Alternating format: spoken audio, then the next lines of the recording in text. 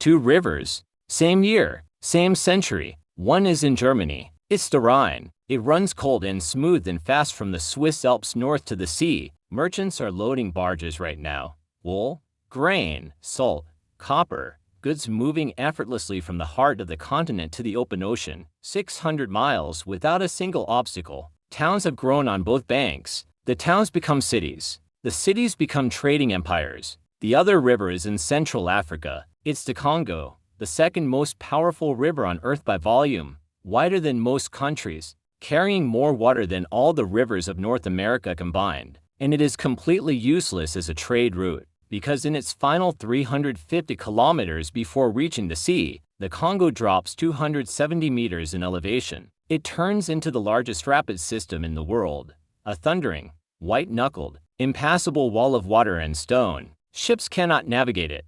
Goods cannot move through it. The interior of a continent the size of the United States, China, India, and most of Europe combined is effectively sealed off from the ocean. Two rivers, same world, different futures already decided. Her name is not recorded anywhere. She lived somewhere in what is now the Democratic Republic of Congo, sometime in the 1400s, before any European had seen the interior of the continent. She farmed. She fed a family. She was, by every honest accounting, as intelligent, as capable, as ambitious as anyone alive in Frankfurt or Florence or London at the same moment. But she had no plow, not because her people were incapable of building one, because the animal that would pull a plow, the ox, the horse, the mule, could not survive where she lived. A tiny insect had seen to that, long before she was born. She is the human face of this story, and this story begins not with colonialism, not with slavery, not with politics, but with something far older and far colder, the specific shape of two landmasses, the specific paths of their rivers, the specific insects in their air, and a grain corridor that ran east to west instead of north to south. Here is the open wound this video will press on until the answer bleeds through. If Africa is richer in natural resources than any other continent, if it is the birthplace of the human species itself, if its soil holds more minerals and its rivers carry more water than most of the world, then why? The answer has been waiting in the dirt for 10,000 years. Start with the shape of things, not the politics, not the people. The shape. Lay a map of Europe flat. Now look at the coastline. It is a disaster of inlets, peninsulas, islands, fjords, bays, and coves. Norway alone has a coastline longer than the entire continent of Africa has ocean access relative to its size. Greece is a peninsula studded with islands. Italy is a peninsula. The Iberian Peninsula is a peninsula. Brittany juts into the Atlantic. The Baltic Sea cuts deep into the north. The Mediterranean opens a private inland ocean bordered by Europe on three sides. Europe, a continent smaller than the continent of Africa by a factor of nearly 4, has a longer coastline than Africa. The Chesapeake Bay alone, one single bay on the American coast, has a shoreline equivalent to 60% of Africa's entire usable coastal reach. This is not a metaphor. It is a structural fact that shaped the entire trajectory of human civilization. A long, complex coastline means ports. Ports mean ships. Ships mean trade. Trade means surplus. Surplus means cities. Cities mean specialization, craftsmen, scholars, soldiers, merchants, the division of labor that generates compounding wealth. Every extra mile of navigable coastline is a door into the global economy. Europe had thousands of those doors. The Mediterranean alone linked it to North Africa, the Levant, and Persia without ever losing sight of land. Now look at Africa. Smooth. Almost geometrically smooth for a landmass of its size. The continent sits on an ancient geological platform, the African craton, so tectonically stable, so geologically old, that the violent collision and rifting that created Europe's jagged edges simply never happened. Here with the same intensity, no major peninsulas bite into the sea, no inland seas reach into the heart of the continent. The coast is a wall, and where rivers might have served as back doors, as the Rhine served Germany, as the Seine served France, as the Thames served England, Africa's rivers betray it. Picture yourself standing at the mouth of the Congo in 1400. You have a ship. You want to trade with the interior. You sail up the river. For the first 100 miles, it works. Then the land begins to rise. Then you hear it before you see it, a sound like continuous thunder. Getting louder. The river ahead is not water anymore. It is white chaos, a staircase of cataracts and falls descending from a plateau that sits 1,200 feet above sea level. You stop. You will always stop here.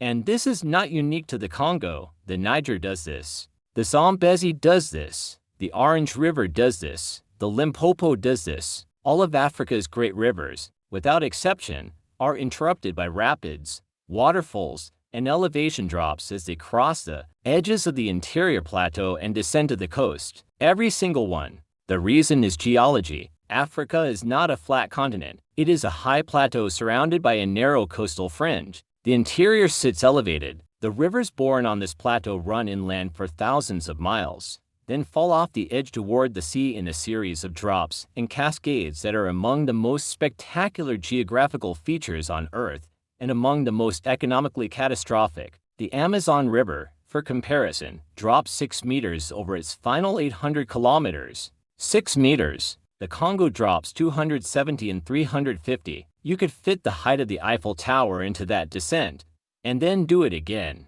And the result is that the richest river on Earth, in volume, in the size of the basin it drains, in the biological diversity it sustains, cannot connect its interior to the sea. Jared Diamond, the Pulitzer Prize-winning geographer, put it plainly, it costs roughly 7 times more to ship a ton of cargo by land than by sea. That simple ratio is a multiplier on every calculation Africa has ever made about trade, development, and wealth. And Africa has 16 landlocked nations. 11 of those 16 have average incomes below $600 per person, not because their people lack ambition, because their geography charges a tax on every transaction that the people of Rotterdam or Marseille have never had to pay. Now follow the Rhine north. It is 1200 CE. It is cold. The water is gray-green and moving fast. A flat-bottomed barge is loaded with Flemish wool, headed for the Swiss highlands.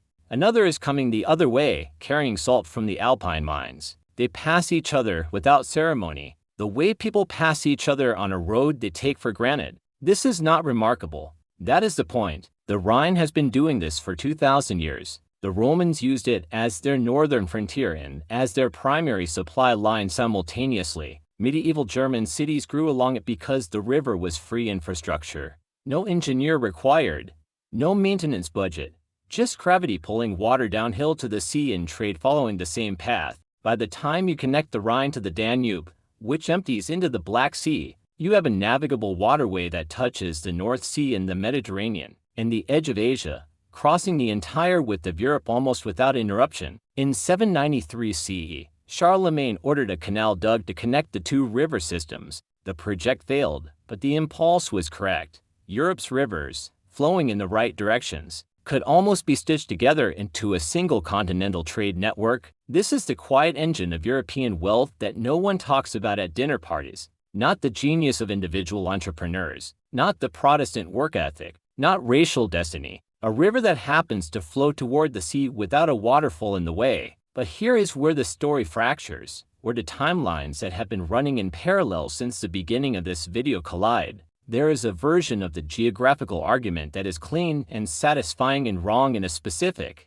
important way. That version says, geography explains everything. Europe won the lottery of rivers and coastlines. Africa drew a bad hand. End of story. That version is almost true, and its incompleteness is where the real horror lives. Because there is something in the African air that did not merely complicate the geographical disadvantage, it entrenched it, compounded it, and in one specific and devastating mechanism, may have closed off the single most important path out. Its name is trypanosomiasis. You know it as sleeping sickness, and its vector is a small brown fly called the tsetse. Marcella Alsan is an infectious disease economist at Stanford University. In 2015, she published a paper in the American Economic Review that landed like a stone in still water. The paper was about a fly that most Westerners have never thought about, and it explained, in rigorous empirical terms, a puzzle that had baffled development economists for decades. Here is the puzzle. Why, across vast regions of sub-Saharan Africa, did intensive agriculture never develop the way it developed everywhere else in the tropics? Why, in areas with fertile soil and adequate rainfall, conditions that in Southeast Asia or South America, cover-reduced rice paddies, terrace hillsides, and dense settlements, Did African farming often remain extensive and shifting rather than intensive and settled? The answer was not intelligence, not culture, not laziness, a charge that is contemptible and wrong. The answer was in the soil and what was dying in it. The tsetse fly, unique to Africa, carries a parasite, trypanosome, that is lethal to livestock, not merely harmful, lethal. Cattle, horses, oxen, donkeys, all the large domesticated animals that every other agricultural civilization on Earth used to pull plows, carry loads, fertilize fields, and generate compounding surpluses, could not survive in tsetse-infested zones, and tsetse-infested zones covered roughly 10 million square kilometers of sub-Saharan Africa, a third of the entire continent, most of it green, well-watered, theoretically fertile. What Alsan called, with clinical precision, a green desert, land that looked productive but functioned as a void. The mathematical consequence was this: without draft animals, you cannot use a plow efficiently. Without a plow, you cannot till more land than a human being can turn by hand with a hoe. Without surplus production, you have no stored food. Without stored food, you have no cities. Without cities, you have no specialization, no markets, no trade networks, no capital accumulation. Without capital, you have no roads, no ships, no guns, no industrial revolution. The tsetse fly did not cause Africa's poverty, but it blocked, at the very beginning, the first rung of the ladder that every wealthy civilization in history climbed: the ability to generate an agricultural surplus. Alsan measured this using satellite data on nighttime light density, the most reliable modern proxy for economic activity, and found that regions historically suitable for the tsetse fly, even today, are darker at night than comparable regions outside the fly's range. The wound is still open, and here is where the myth must be dismantled directly. The dominant story about African poverty in Western media, served up in aid campaigns and development economics textbooks with equal confidence, goes like this: Africa is poor because of bad governance, because of corruption, because tribal conflict prevents the building of stable institutions, because African cultures are insufficiently entrepreneurial, or insufficiently rational, or insufficiently something. This story is not only incomplete, it is backwards. The research of economists like Alsan and historians like Nathan Nunn does not deny that corruption exists or that bad governance is real. It asks a prior question: why did certain kinds of governance structures, centralized states, property rights, rule of law, develop in some places and not others? And the answer, over and over, points back to geography and disease. Alsan found specifically that ethnic groups in tsetse-infested regions were, historically, less likely to be politically centralized, less likely to develop the kind of organized states that generate institutions, because without agricultural surplus, you cannot feed a standing bureaucracy, an army, or a professional class of administrators. The political dysfunction that is so often cited as a cause of African poverty is, in many regions, a consequence of geography, not a cause. And then colonialism arrived and made it geometrically worse. European powers, who had spent centuries building administrative capacity on the back of their navigable rivers and productive temperate agriculture, drew straight lines across a continent they had never mapped and declared the resulting shapes to be nations. They imposed administrative borders that cut across every natural trading corridor, every ethnic territory, every geographic logic. The 16 landlocked countries that exist today did not exist before European mapmaking. They were created by people in conference rooms who had never been to Africa, drawing lines with rulers. The geographic trap was real. The colonial amplification of it was a choice. The parallel timelines converge here, at a single devastating point. It is 1441. On the Rhine, in the city of Mainz, a goldsmith named Johannes Gutenberg is about 4 years away from developing the first movable type printing press in Europe. The reason his workshop exists, the reason Mainz exists as a center of craft and commerce, is that it sits at the confluence of the Rhine and the Main rivers, and a natural trading crossroads that has generated surplus wealth for centuries. That surplus funded workshops. Workshops funded craftsmen. A craftsman with enough surplus and enough curiosity became Gutenberg. In the same decade, somewhere in the Congo basin, on tsetse-infected land with no navigable river to the sea and no plow to work the soil, Someone with equal intelligence and equal ambition is farming with a hoe, generating enough to feed a family and no more. No surplus. No city. No workshop. No press. Gutenberg's press, within 50 years, spread literacy across Europe with a speed that no previous technology had managed. It accelerated the scientific revolution, the Protestant Reformation, the Enlightenment. It compounded European wealth and power at a rate that, once started, became almost impossible for any other civilization to match. Geography did not write the Bible. It did not invent calculus. It did not author the theory of gravity, but it built the room in which Gutenberg could work. It built the city that could support him. It built the trade networks that spread his invention. It built the surplus that made patronage of science possible. And it denied that room, that city, that network, that surplus, to vast regions of the most resource-rich continent on Earth. There is still a version of this story that the comfortable West prefers. It is the version in which geography is everything, in which Africa's poverty was essentially written before humans arrived, a product of impassable rivers and insect vectors and geological bad luck, and therefore no one is responsible. And the wealth gap between Europe and sub-Saharan Africa is a kind of natural tragedy, like an earthquake. This version is also wrong, not factually wrong about the geography. The geography is real, and it mattered enormously, but wrong in the most important place.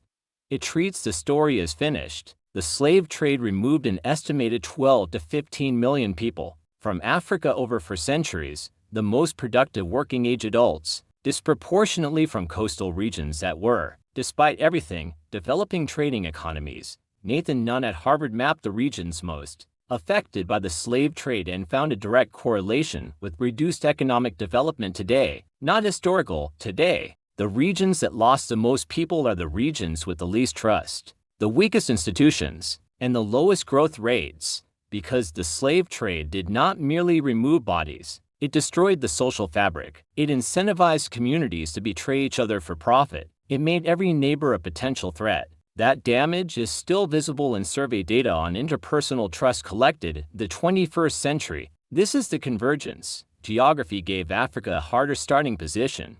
The tsetse fly narrowed the path. Colonialism arrived exactly at the moment when that path might have widened, when African states were developing, when trade networks were growing, when the Malian Empire, the Songhai Empire and Great Zimbabwe, the Kingdom of Congo had already demonstrated that centralized, sophisticated civilization was possible on this continent without European models, and systematically dismantled it. The rivers were always there. The fly was always there. But the choice to extract rather than trade, to enslave rather than engage, to draw arbitrary borders rather than build on existing ones, that was not geography. What is left behind? 16 landlocked nations, still paying the geographic tax, still negotiating with neighbors for port access, still loading cargo on trucks instead of barges because the rivers that might have carried it end in waterfalls, still treating 300,000 malaria deaths a year, children, mostly, as though this is a natural feature of African life rather than a disease.